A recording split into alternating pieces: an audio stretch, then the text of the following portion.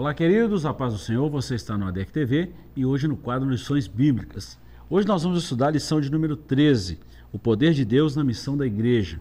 O nosso textuário está em Atos dos Apóstolos, capítulo 1 e o versículo 8, e está escrito assim: Mas recebereis a virtude do Espírito Santo, que há de vir sobre vós, e ser-me-eis testemunhas tanto em Jerusalém, como em toda a Judéia e Samaria e até aos confins da terra.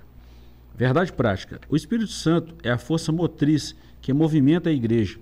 Sem o poder do Espírito, a igreja é incapaz de cumprir a sua missão.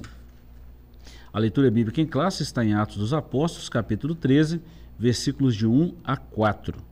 A nossa lição tem alguns objetivos. Primeiro, refletir acerca da doutrina bíblica do Espírito Santo, analisar as diferentes perspectivas da capacitação do Espírito Santo à sua igreja e pensar no Espírito Santo como o principal impulsionador da obra missionária.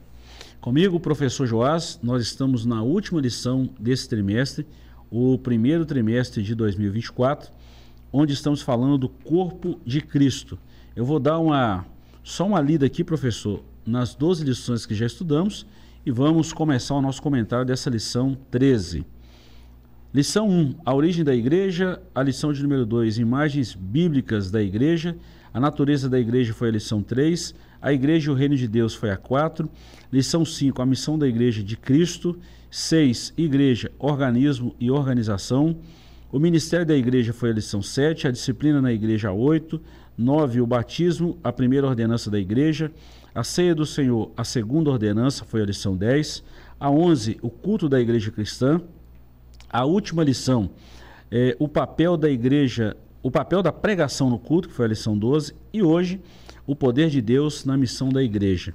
Fechando esse trimestre, professor, estamos falando da ação do Espírito Santo na pregação do Evangelho e principalmente no quesito missão. O que é a missão da igreja? Eu não estou falando da igreja fazer missão, mas qual que é o propósito da igreja aqui na Terra. É sobre isso que vamos falar hoje. Pois é, para encerrar o trimestre, né, a gente vai falar de como você vê pelo textuário aí, né, a gente vai olhar para a igreja primitiva, né, e vai ver como que o Evangelho alcançou o mundo daquela época muito rapidamente, né, e a gente olhando para isso, a gente percebe que foi por causa da ação do Espírito Santo, né, na igreja primitiva.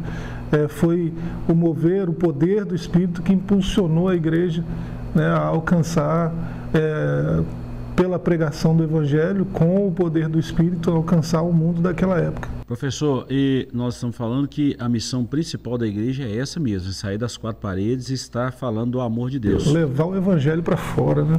E a gente vê isso na nossa leitura bíblica em classe. Eu falei disso há pouco tempo aqui na igreja, no Tempo Central. Atos 13, de 1 a 4, foi a primeira mensagem do apóstolo Paulo e a primeira viagem missionária também, né? A primeira pregação de Paulo está em Atos 13 e a primeira viagem missionária de Paulo está aqui em Atos 13. Pelo menos assim, professor, a primeira pregação de Paulo que nós temos registro na Bíblia. Uhum. É muito interessante. Atos é a história do evangelismo mundial, né? Você vê esse verso 8, que é o nosso textuário, né? Ele, curiosamente, é o textuário de Atos mesmo, né? Porque todos os capítulos de Atos, né? Tudo que está escrito aí em Atos, depois desse versículo aí, parece que está, de alguma forma, ligado a esse versículo, né? Porque você vê até o capítulo 6, por exemplo, né? O Evangelho alcançando Jerusalém, né? Do capítulo 1 até o 6. Você vê em diante aí, do 6 em diante até o 9, né? Como que o Evangelho alcançou Judéia e Samaria, né? Os vizinhos mais próximos. E aí do final do capítulo 9 até o 12, por exemplo, né? Você vê a conversão de Cornélio, né? E os gentios vindo ao Evangelho, ouvindo o Evangelho e confins da terra, né? A partir de então, essa pregação aí do capítulo 13, o Evangelho ganhou todo mundo daquela época, né? Europa, Ásia, né? O mundo todo ouviu o Evangelho através da pregação da igreja impulsionada pelo Espírito. Interessante, professor, que quando a gente estuda a geografia bíblica, nós entendemos pela geografia bíblica que a Jerusalém está no centro, Judéia está ao sul de Jerusalém e Samaria está ao norte. E é interessante isso, que a igreja ela fazia missão nesses dois lugares, na verdade nos três, né? Estava em Jerusalém, também na Judéia e também em Samaria, simultaneamente. Não é assim, fiz primeiro em Jerusalém, depois eu vou para a Judéia ou para Samaria e vice-versa. Não é assim, enquanto faz em Jerusalém, se faz na Judéia e se faz em Samaria e nos confins do mundo. Sim, embora, ao meu ver, né, haja uma ordem de importância aí, né, mas a pregação deve ser ao mesmo tempo, né, deve ser concomitante, né, ao mesmo tempo que se prega em Jerusalém, se prega na Judéia e Samaria e confins da terra, né, tudo em conjunto, mas essa ordem, né, ela, para mim, né, ao meu ver, ela expressa uma proeminência, né, Jerusalém tem a primazia, Judéia e Samaria e confins da terra, né, embora esteja acontecendo simultaneamente, há uma ordem de importância, né, digamos assim. Concordo com isso também, professor, com essa linha de pensamento, até pelo fato, vamos falar assim, pelo menos em Jerusalém ali, ser a igreja mãe e ter até mesmo esse trabalho de prestação de contas, reciclagem, ter esse trabalho de proatividade. Por isso a necessidade Você vê os missionários sendo enviados a partir daí, né? Exato. Então, e retornam também para prestar contas, dar satisfação à igreja, mostrar os relatórios, ver que está tudo certo, ou que precisa de ajuda. Pois né? Isso é muito importante. Vamos lá, introdução. Nessa lição focaremos nossa atenção no poder do Espírito Santo na missão da Igreja de Cristo. Aqui mostraremos que o povo de Deus não pode prescindir do revestimento do poder pentecostal para obter êxito em sua missão na terra. Professor, a palavra-chave da nossa lição hoje é revestimento. Tudo começa a partir daí, né? E vocês serão revestidos de poder, aí sim vocês serão minhas testemunhas. Tem gente que pensa assim, só pelo fato de nós nos declararmos pentecostais, desprezar outras denominações. Não é isso. Mas nós estamos falando que o revestimento do Espírito Santo é importante para alavancar a pregação do Evangelho. É isso que nós vamos falar na nossa lição. Assim, não pentecostais também pregam, né? Também sim, evangelizam. Sim. Mas no modelo da igreja primitiva, né, a gente vê um evangelismo muito mais eficaz, porque é movido pelo poder do Espírito e pelos sinais, né, que esse mover trazem, né? Pelos sinais trazidos por esse mover do Espírito.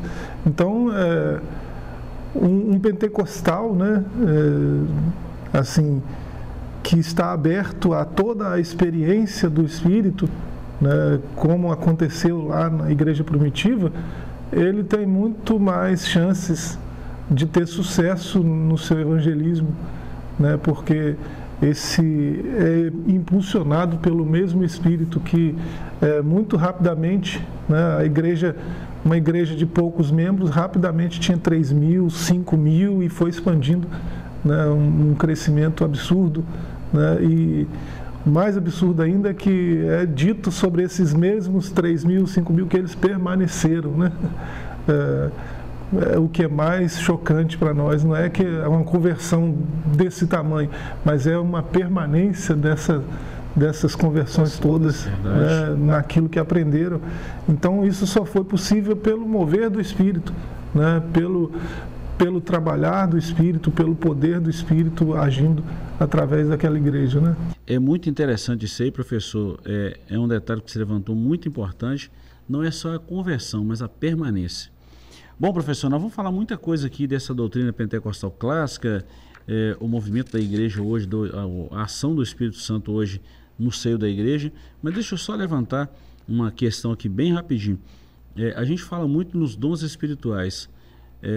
Esses dias mesmo, falando no nosso curso no IBAFEC, eu levantei essa questão com os alunos exatamente assim. A gente fala muito, o pentecostalismo fala muito dos dons espirituais, mas precisa dar a mesma ênfase, ou tem que dar a mesma ênfase também no fruto do Espírito, que é uma característica do Espírito na vida do crente. E a gente prega muito. O fruto do Espírito é tão importante quanto os dons espirituais na vida da igreja. Agora, o fruto do Espírito é preciso destacar mais em relação aos dons espirituais na vida do crente de forma individual. Claro. A missão é maior do que o sinal. Exato. Né? A missão é maior. Então, se há uma busca, assim, uma busca muito forte, né, dos sinais, do menor deles, né, falar em línguas, até o maior, profetizar, né, se há uma busca, né, no meio pentecostal por esses sinais, né, do Espírito, deveria haver uma busca maior ainda, né, de vivenciar a missão, além de vivenciar os sinais, né, porque os sinais são para aqueles que creem, né, e são para capacitar, para impulsionar esses a evangelização, Isso. a pregação do Evangelho. Então, uma igreja lotada de gente falando em línguas não diz muita coisa sobre essa igreja, mas uma igreja lotada de gente evangelizando, né, diz para mim que essa igreja é uma igreja genuína, né, é uma igreja que abraçou a sua missão de igreja, né? Então, não é tanto o sinal que a gente deve buscar, né? A gente deve buscar os sinais, né? Mas também deve focar na missão acima destes, né? A missão é mais importante. Eu quis levantar isso aqui porque há uma confusão no meio pentecostal, principalmente com o neopentecostalismo, de evidenciar muitos sinais e esquecer da ação do fruto do Espírito na nossa vida, da ação do Espírito na nossa vida como testemunho. Isso precisa ser trabalhado, né? Principalmente nessa confusão doutrinária que a gente vê hoje no mundo, né? Até porque o testemunho também evangeliza, né? Com certeza. Às vezes mais até do que a pregação. Né? Agostinho já falava isso há muito tempo atrás, né? Pregue constantemente, quando necessário use palavras. Ou seja, o testemunho vale muito, fala muito. Bom, professor, nesse primeiro tópico aqui nós vamos falar de 4 subtópicos aqui. A doutrina do Espírito Santo segundo o evangelista Lucas, e eu vou citar esses tópicos e ler alguma coisa aqui para a gente fechar esse primeiro bloco aqui. O ensino revelado nos escritos de Lucas é o ponto 1. Ponto 2, o enchimento do Espírito Santo como experiência necessária. Ponto 3, o enchimento do Espírito Santo de forma ou de uma experiência concreta. E o ponto 4, a doutrina pentecostal clássica. Bom, professor, eu quero focar aqui nessa doutrina pentecostal clássica, mas eu quero recitar aqui de novo esses 3 subtópicos aqui. Primeiro, o ensino revelado nos escritos de Lucas. A gente vê em Lucas 24:49, quase que uma citação bem próxima de Atos 1:8. Jesus falando isso, né? Vocês vão para Jerusalém, fiquem lá até que do alto vocês sejam revestidos de poder. A necessidade do revestimento do poder para a pregação do Evangelho. O enchimento do Espírito Santo como uma experiência necessária. Alguém que está cheio do Espírito Santo, ele vai ser guiado, dominado, vai ser pautado ali pelo Espírito Santo e o fruto vai ser muito maior e muito melhor. E, por fim, o enchimento do Espírito Santo como uma experiência concreta. Isso não pode ser algo fictício, tem que ser algo real, literal, concreto, palpável e também experimentado. Isso não pode ser algo só de falácia. E aqui eu quero me deter nessa doutrina pentecostal clássica, antes da gente terminar. Mas vamos falar desses 3 aqui primeiro. Lucas é trazido à tona aí porque Lucas dá uma ênfase muito grande à atuação do Espírito Santo, né? Inclusive no ministério de Jesus, né? Lucas é o mesmo autor de Atos, é o mesmo autor do Evangelho com esse nome, né? Então, logo no começo do Evangelho, ele dá uma ênfase muito grande na atuação do Espírito na vida de Isabel, de Zacarias, né? De profetas que estavam naquela época, né? Que tinham o Espírito na sua própria vida, né? E aí ele fala da atuação do Espírito Santo na chegada desse arauto que vai preceder o próprio Messias. Aí ele fala do agir do Espírito Santo no Messias, né? E quando ele começa o seu ministério, ele começa no poder do Espírito, né? Lucas narra essa descida do Espírito sobre ele, e Lucas narra o próprio Espírito conduzindo ele para o lugar da tentação, né? Levando ele para o deserto para ser tentado. Então Lucas parece destacar muito, né, o agir do Espírito na missão de Jesus, na missão desses primeiros evangelistas, né? Então, quando ele conclui, né, ele faz uma sequência do Evangelho de Lucas em Atos, né, é uma sequência, claramente é uma sequência, né,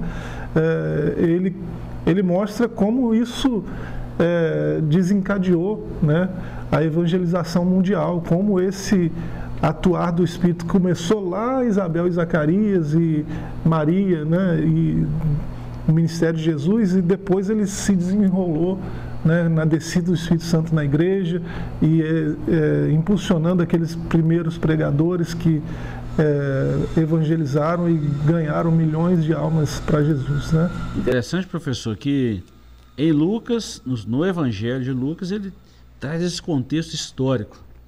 Já em Atos ele traz um contexto profético, que isso havia sido profetizado 400 anos pelo menos aí por Joel.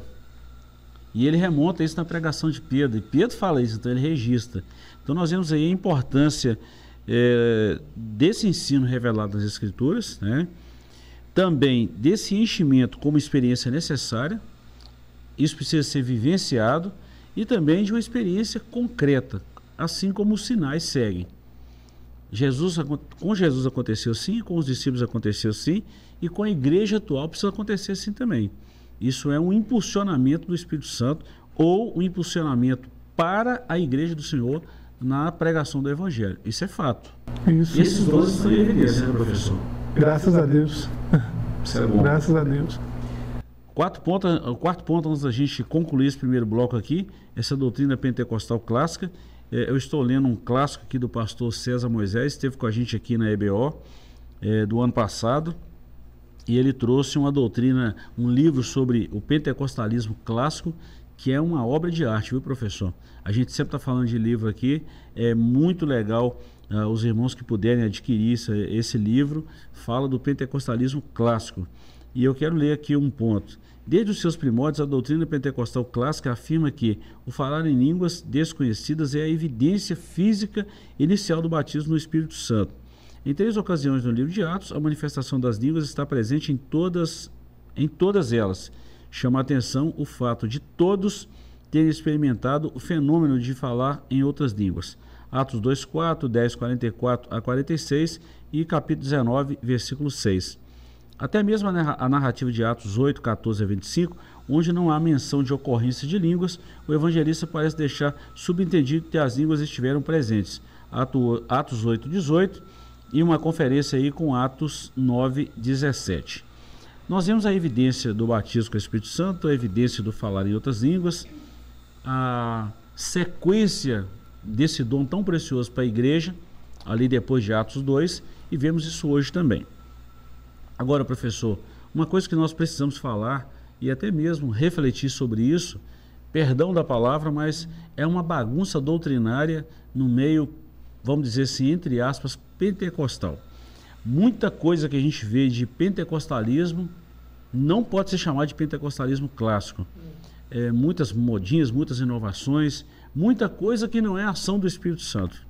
Dói falar isso, alguém pode até criticar a gente, mas muita coisa que a gente vê em muitas igrejas não é ação do Espírito Santo. Uma marca do pentecostalismo é a experiência, né? A experiência do Espírito, né? E assim, conforme a ênfase aumenta, né, nessa experiência, surgem esses problemas aí que o senhor está apontando, né? E aí a gente tem esse fenômeno que a gente chama de neopentecostalismo, né? Igrejas de todo tipo pregando todo tipo de moda, né? De moda teológica, sei lá, e assim, pentecostalismo mesmo, né? É bom o senhor citou aí, né, um teólogo pentecostal, é bom a gente ler esses teólogos, né? Ler o que eles escreveram, ler o legado que eles deixaram, né? Começa lá de Emílio Conde, né? Antônio Gilberto, pega raiz, né? E vem até agora aqui, né?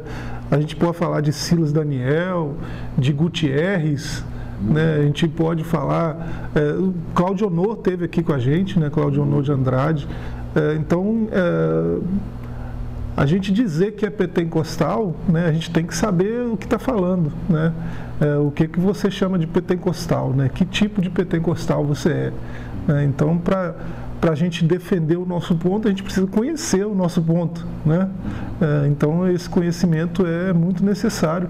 E falar de pentecostalismo clássico é falar desses teólogos que foram... que abriram esse caminho, né, de pensar a teologia pentecostal, né, e refletir sobre isso e deixaram um legado muito importante e ainda estão fazendo, né?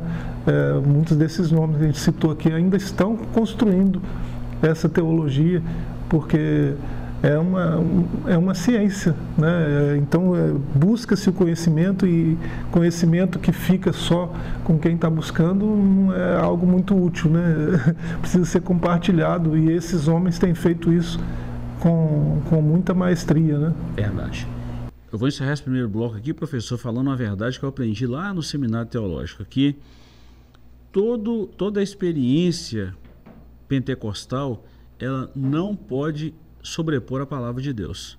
Por isso que o ponto 1 aqui está falando que o ensino revelado nas Escrituras, tudo que coloca a Escritura de lado e passa a se tornar uma experiência, ou a experiência pessoal ou a experiência vivida é maior que a revelação da Escritura, está errado. Isso. A experiência é importante, né, na teologia pentecostal, mas ela não é mais importante que a Bíblia. Não pode. É isso. Então, é nesse contexto que nós falamos da teologia pentecostal, da doutrina pentecostal clássica, que ensina a supremacia das Escrituras.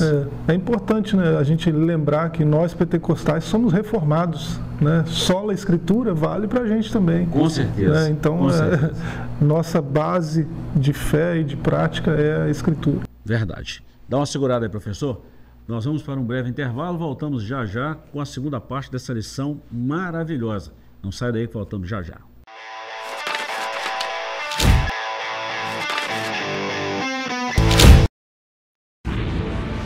Seja bem-vindo ao novo site da Assembleia de Deus Caratinga. Agora ele está completo para você acompanhar bem de perto tudo sobre nossa igreja.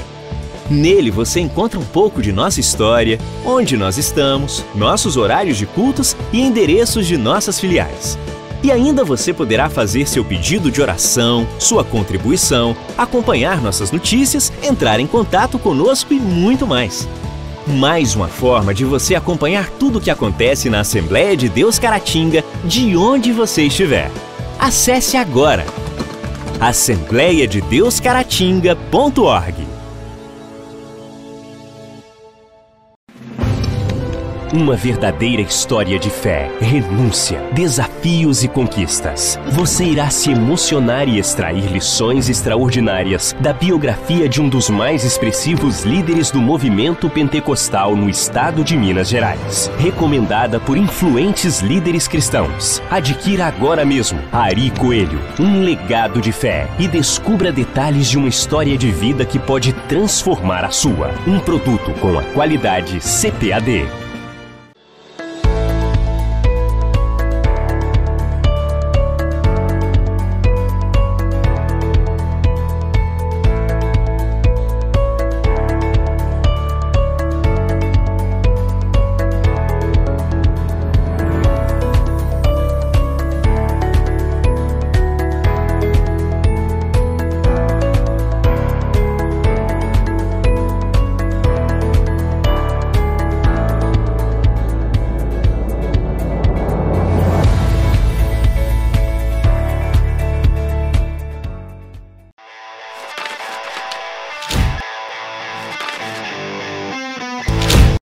Olá, queridos, estamos de volta com o seu ADEC TV.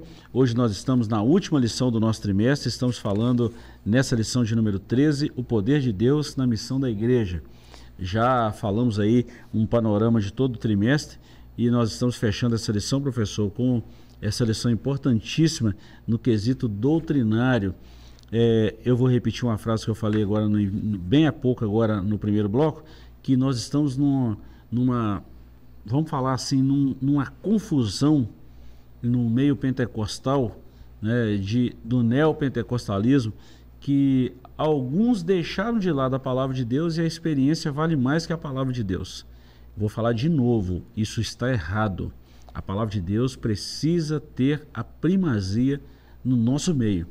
E a experiência não vale mais que a palavra de Deus. Isso. Ela tem valor, ela tem peso, não mais que a palavra de Deus. É daí que vem os neopentecostais, onde a experiência quase é deixada, vamos falar assim, quase que está num pedestal maior que a palavra de Deus. E aí vem, a minha experiência vale mais do que está escrito na Bíblia. Ah, o Espírito Santo agiu na minha vida e essa ação dele vale mais do que está revelado na Escritura. Isso está errado. A Escritura diz para eu agir de algumas maneiras, né? Eu ajo de forma contrária a isso tudo, né? Mas porque eu falo em línguas, né? Eu estou no caminho certo, né? A Escritura dita as bases para a gente se conduzir em sociedade, em comunidade, né? E como a gente deve conduzir nossos negócios, nossa família. Mas o profeta lá da minha congregação falou que era para fazer assim, então eu vou fazer assim. Eu esqueço o que a Escritura diz e vou pelo que o profeta diz, né? Então, essa experiência está se sobrepondo ao que a Escritura diz. Então, não é algo que deve ser levado em conta como igreja, né? Como algo de valor. Né? Se alguém participa de um tipo de movimento desse, deve sair correndo o mais rápido possível, né? Procurar uma igreja séria, né? Existe igreja pentecostal de verdade, séria, né? Que valoriza a Escritura. A exposição bíblica, professor, a gente sempre fala isso e a gente bate muito nessa tecla, né? A exposição bíblica, ela precisa ter a primazia nos nossos púlpitos. Chega de invencionice, chega de uma fantasia espiritual, chega de um show gospel. A igreja não foi criada para esse fim e com esse propósito. A igreja foi fundada, foi formada para anunciar Cristo de uma maneira séria, simples e objetiva. Por que Jesus enviou o Espírito Santo? Não é para a gente ficar trancado, né, nos nossos templos, né, vivendo aquela experiência sentimental, né, chorando, aquela coisa, sentimentalismo todo, e só isso. Né? O agir do Espírito Santo em nós deve nos impulsionar a levar o Evangelho para fora. Né? Não fazer com que a gente se sinta confortável, né, no mesmo lugar, ali só curtindo a experiência. Não, a experiência é boa, mas não é para ser curtida ali aquele tempão, né? É para sair e fazer alguma coisa com isso. Eu quero só lembrar um negócio aqui, que eu falei muito sobre essa questão dos dons espirituais, e alguém pode até criticar a gente, falar assim, mas vocês não acreditam nos dons? Acredito. E eu vou dar uma ênfase aqui sobre essa questão dos dons espirituais. Já falamos isso em outras gravações. A gente tem vivido isso aqui, né? Exato, exatamente. Todos os dons espirituais, os 9 que estão registrados ali em 1 Coríntios 12, dizem respeito ao próximo e não a nós mesmos. Todos dizem respeito ao próximo e não a nós mesmos. A edificação é da igreja e do próximo e não a nós mesmos. É uma diferença muito grande aí do pentecostalismo clássico e do neopentecostal, onde as pessoas estão chamando a glória para si mesmo. Por isso que eu falo que está errado.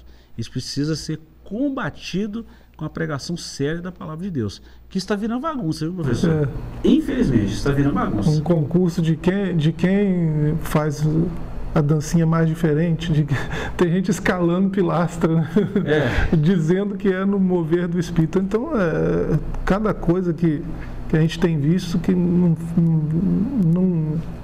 faz sentido, não agrega em nada, não demonstra nada de Deus, né? E muito pelo contrário, expõe, né, o povo de Deus ao ridículo, expõe a igreja ao ridículo, ao vitupério público, né? Isso deve ser condenável, porque né? Então a igreja deve mostrar o seu valor fazendo o seu papel, né? Levando o evangelho verdadeiro para fora de si, né? E aí o mundo vai saber que essa é a igreja de Cristo. E o Espírito Santo está com a igreja para esse fim, tá? Para a pregação do Evangelho, para mostrar Cristo a todos os homens, a todas as raças, as etnias, a todo o povo. O Espírito Santo está com a igreja para esse fim. Isso. Vamos lá, professor, a gente vai encerrar aqui já a nossa lição, mas deixa eu adiantar aqui no capítulo 2, o Espírito Santo capacitando as testemunhas. Tem 3 tópicos aqui, eu vou só frisar aqui os subtópicos. Primeiro, capacitando as testemunhas. Segundo, pessoas simples capacitadas pelo Espírito. E terceiro, capacitando a igreja. Então, primeiro, ser-me-eis testemunhas ao receber o Espírito Santo. Jesus falou isso, né? Vocês vão receber o Espírito Santo e aí sim vocês vão ser minha testemunha. Testemunha aqui do original, professor, é um Marte. Então o Espírito Santo capacita a igreja, capacita as pessoas para morrer por causa do Evangelho, morrer por causa da verdade. E a gente vê isso com todos os discípulos, né? Essa capacitação que o Espírito traz, né, é justamente assim, no melhor sentido da palavra, é o Espírito entregando, né, para quem o recebe, capacidade para sofrer por ele, né? Capacidade para fazer o que é preciso fazer para que o Evangelho alcance o máximo de vidas possível, né? Dando essa capacidade para, se for preciso, morrer por Cristo. Né? Então, essa capacitação é o Espírito Santo movendo essa pessoa, nutrindo essa pessoa de habilidades que essa pessoa não tinha, né? De capacidades que essa pessoa não tinha, para levar o Evangelho de forma mais eficiente, mais eficaz àqueles que não conhecem ainda. Então, capacita para sofrer por ele e até dar a vida por ele, por causa do Evangelho, tá? Pessoas simples são capacitadas a ocupar lugares que eles nunca pensavam em ocupar, e a gente vê isso com os discípulos de Jesus, né? E também ele capacita toda a igreja. Em que sentido, professor? Paulo, falando dos dons espirituais, ele fala isso, mas há também os dons ministeriais, e junto com os dons ministeriais tem aqueles dons, vamos falar assim, administrativos do Espírito Santo para a igreja, né? A quem preside, a quem ensina, faça com dedicação e coisas semelhantes. Então a gente vê o Espírito Santo capacitando testemunhos, a gente vê o Espírito Santo capacitando pessoas simples e vê o Espírito Santo capacitando toda a igreja. Mas o objetivo principal, pregação do Evangelho, mostrando ao mundo quem realmente é Cristo. E assim, essa capacidade, essas habilidades que o Espírito Santo traz, né, são assim, até muito abrangentes, né? Às vezes vai vir uma habilidade para um momento específico. Sim, às vezes vai vir uma capacidade para uma situação específica, né? E a gente vê isso no próprio livro de Atos, né? No capítulo 4, você vê Pedro sendo cheio do Espírito para lidar com o confronto dos sacerdotes, né? Lá no verso 8, né? No capítulo 13 você vê Paulo sendo cheio do Espírito para confrontar Elimas, né, o mágico, né, e assim. Então são situações bem específicas que exigem um conhecimento bem específico, né, que exigem uma capacidade, né, bem específica, e o Espírito Santo, atuando na vida desses homens, trouxe essa capacidade, essas habilidades para esses momentos, essas situações. Muito legal isso aí. E a gente vê o Espírito Santo agindo dessa forma até hoje, viu? Quando eu vejo, quando a gente fala que a gente está vendo até hoje, porque a gente tem prova, e isso aqui é uma coisa assim que a gente pode comprovar, são testemunhos que a gente ouve hoje. Quando eu vejo o ministério do pastor Luke, aí eu estou falando aqui, mas eu estou falando lá fora também, tá? O pastor Luke hoje está na Nigéria. Quando você vê um pastor simples, com um recurso pequeno, com a capacidade limitada, assim como eu, como você, como qualquer outro ser humano. Mas quando a gente vê o Espírito Santo trabalhando na vida daquele homem, que tem uma escola, que tem uma padaria, que tem recursos para cuidar de crianças, dezenas de crianças. Agora um posto de saúde. Um posto de saúde.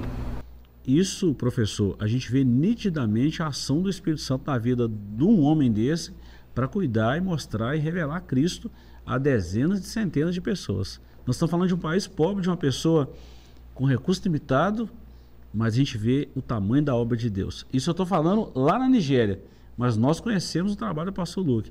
Aqui nós podemos dar N exemplo da ação do Espírito Santo. É só ver isso aí. A gente, graças a Deus, tem visto, né? Deus não mudou em nada, né, na sua forma de agir.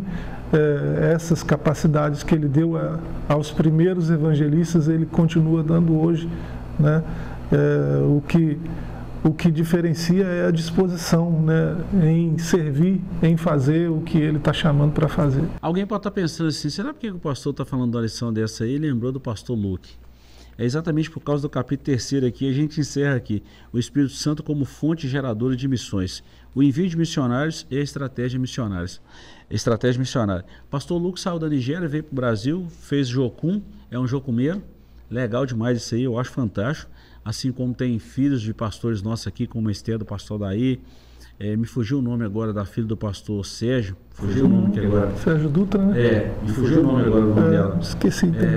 Ela está também no Paraguai estudando, assim como a Esther, estudando, se preparando para uma obra tão gigantesca como essa, servir a obra de Deus. Então, a gente vê a igreja quando está orando, quando a igreja está na plenitude do Espírito, quando essa igreja está sendo guiada pelo Espírito Santo, ela ouve o chamado, sente a necessidade de fazer missões no lugar onde ela está, um pouco mais à frente e nos lugares distantes. A gente viu isso aqui em Atos 13, que foi a primeira viagem missionária. De Atos 13 até Atos 28, você vai ver Paulo fazendo 3 viagens missionárias e depois indo para Roma para ser preso e morto posteriormente. Mas a gente vê o Espírito Santo preparando para enviar missionários e vê o Espírito Santo dando estratégia de trabalho. E aqui eu me volto ao pastor Lucas de novo. São estratégias, professor. Um país fechado, um país complicado de se pregar o evangelho, e ele tem lá uma escola, uma padaria e agora um posto de saúde. Atende a necessidade do povo e ao mesmo tempo fala de Jesus para esse povo. Isso é fantástico. A igreja é chamada para isso, né? Para fazer a diferença na comunidade onde ela está inserida. Uma igreja sadia, ela não vai ficar com essa experiência só para ela, né? Com essa mensagem tão poderosa só para ela. Uma igreja sadia vai arrumar um jeito de expandir, né, essa evangelização e levar essa mensagem para o máximo de pessoas que ela puder, né, que tiver ao seu alcance. Eu falo também de missões, professor. Eu citei o pastor Luke longe, mas quem quiser conhecer um pouquinho do trabalho aí da igreja aí, tem aqui o Asilo, o Recanto dos Idosos, pastor Geraldo Salles, que é um trabalho missionário. Nós temos o Desafio Jovem Hebron, que também é um trabalho missionário em Vargem Alegre. Temos a Clínica Terapêutica Amar e Servir do pastor Anderson, no Rio de Janeiro, que é um trabalho evangelístico, um trabalho missionário, recupera vidas. Tem o trabalho interno da igreja, que hoje visita presídios, APACs, está em hospitais, está em hemodiálise, está em muitos segmentos da sociedade. Tudo isso. A gente só não fica falando isso, professor, que a igreja não tem necessidade de ficar falando de coisas que faz ou deixa de fazer. A igreja não precisa fazer isso. Mas esses relatórios, de forma interna para a igreja, mostrar o resultado, isso é essencial para o crescimento do evangelho. Mas, assim, ficar julgando a mídia, eu dei uma cesta básica, agora eu vou ficar julgando isso. Isso não é certo. Mas a igreja tem muito trabalho nesse âmbito de ganhar almas para o reino de Cristo. É só conhecer mais de perto o trabalho da igreja. A igreja levou uma cesta básica. Da onde veio isso, né? Alguém enviou o recurso. Então, que chegue a quem enviou o recurso. Seu recurso foi para esse fim. Tem lá as fotos, tem lá o relatório, né? Bem feito. É legal. É justo fazer isso. É muito bom. Então, não precisa ficar divulgando para todo mundo. Exato. A gente faz a divulgação para a igreja básico. Local. O recurso entrou, nós fizemos o que o recurso entrou e estamos demonstrando e prestando conta para a igreja que fez isso aí. Isso é legal. Agora, para a mídia eu acho complicado. Fora isso, professor, tem o trabalho dos semeadores, né, que hoje está quase 120 famílias hoje, aproximadamente. A meta é chegar em 200 de missionários. Tem o trabalho aqui no Brasil, o trabalho do Amazonas, que agora em maio tem de novo a ida no Amazonas, esse trabalho de perto com os ribeirinhos. Então tem muita coisa, a igreja está fazendo muita coisa. Tudo isso é feito, professor, tudo isso é feito com ação, com ajuda, com a graça e com a capacitação do Espírito Santo. É isso que eu quero falar. Deus é bom e Ele continua nos nutrindo, né, de capacidade, de habilidade para falar da sua palavra. Sem Ele seria impossível fazer isso tudo, né? Graças a Deus. É isso aí. Professor, nós vamos encerrar aqui, fechamos aí o trimestre. De novo, nós estamos falando do corpo de Cristo, origem, natureza e a vocação da igreja no mundo. E a gente vai falar do próximo trimestre. Você já tem aí, professor, o tema do próximo trimestre? E vem uma lição muito boa aí. A minha não está aqui, mas eu tenho o aplicativo, né?